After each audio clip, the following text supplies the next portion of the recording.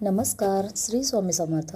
आजच्या व्हिडिओमध्ये आपण बोरनानविषयीची संपूर्ण माहिती बघणार आहोत। मकर संक्रांतीच्या दुसऱ्या दिवशी म्हणजे करी दिनापासून ते रथसप्तमीच्या काळात चिमुकल्या बाळांपासून ते 5 वर्षाच्या मुलांचं बोरनान घातलं जातं।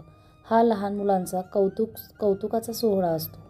मूल जन्माला आल्यानंतर येणाऱ्या पहिल्या संक्रांतीला किंवा मूल 5 वर्षाचं होईपर्यंत येणाऱ्या एखाद्या संक्रांतीला लहान मुलांना बोरनान घातलं जातं। शिशुसंस्कार म्हणून लहान मुलांना बोरनान घालण्यात येतं। बोरनान संदर्भात अशीही एक व्याख्यायिका आहे की पूर्वी करी नावाचा एक राक्षस होता। त्या करी राक्षसाची वाईट दृष्टी आणि वाईट विचार मुलांवर पडू नये यासाठी सर्वात आधी हे कृष्णावर केलं गेलं आणि नंतर ही प्रथा पडली। तसेच शास्त्राप्रमाणे बघितलं तर या कालावधीत वातावरणात अनेक बदल होत असतात।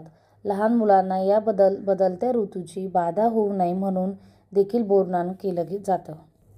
या काळात मिळणारी फळं मुलांनी खावी म्हणून मज्जा म्हणून अशा प्रकारे खाऊ वेचून खाण्याची संधी दिली जाते। मकर संक्रांतीच्या दुसऱ्या दिवशी म्हणजे करी दिवसापासून ते रथसप्तमीच्या दिवशीपर्यंत मधल्या काळात कधीही बोरनान करू शकतो। बोरनान करताना लहान मुलांना काळ्या रंगाचे कपडे आणि हलव्याचे दागिने घालून नटवतात। तिळाच्या रेवड्या, बिस्किट, गोळ्या, बोरं, उसाचे तुकडे, गाजर, वाटाणा असे सर्व पदार्थ एकत्र करून टाकले जातात। आलेले लहान मुलं हा खाऊ गोळा करून खातात।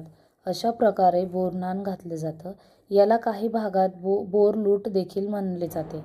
बोर स्नान घालण्यासाठी कुठला मुहूर्त बघण्याची गरज नसते। 14 जानेवारी ते 25 जानेवारी 2026 पर्यंत आपण कधीही बोर स्नान आपल्या लहान मुलांचं करू शकतो। अगदी चिमुकल्यापासून ते 5 वयाच्या मुलांना बोर स्नान घालू शकतो। बोरनानासाठी विशेष दिवस मुहूर्ताची गरज नाही आहे।